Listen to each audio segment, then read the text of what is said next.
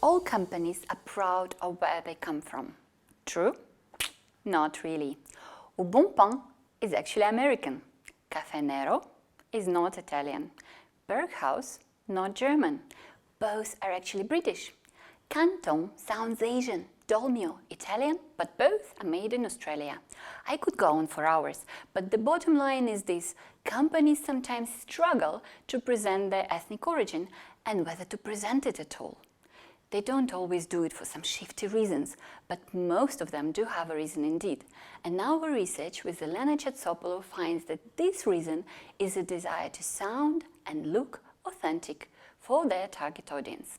In fact, just like us, average people, companies engage in identity work, figuring out who they are and transmitting it to others. When it concerns ethnicity, for most this work is straightforward. They are simply happy in their skin and communicate it to others with their names, clothes and the story they tell.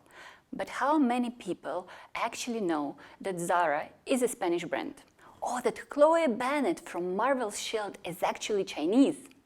Just like people whose ethnicity makes it harder to get hired, companies sometimes dissociate their ethnic identity from country they come from, or adopt a certain winning ethnicity believing that it would make them successful. Of course, this dissociation between brand building and brand presentation can't go completely seamless. In our research, we find two authenticity tensions that ethnic brands run into: tensions about appropriation and tensions about continuity. The first, simply put, means sorting out what is this ethnicity, an adaptation, an adoption, an origin.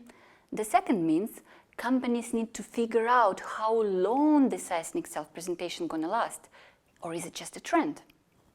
Through a qualitative study interviewing expert fashion brand representatives and studying brand social media, we find that ethnic brands actually develop strategies that respond to such tensions.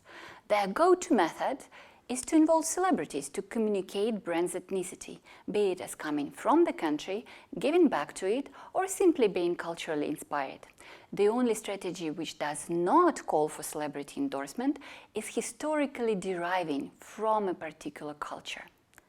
This finding is most interesting for brands that want to create a convincing ethnic self-presentation.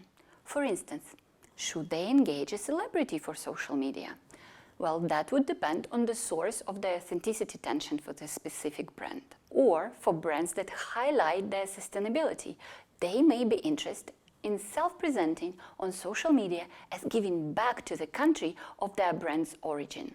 So to recap, the main aha moment of our study is proposing to look not just at ethnic brand management globally, but to distinguish between economically building the brand and presenting it to audiences. It's not necessarily the same thing.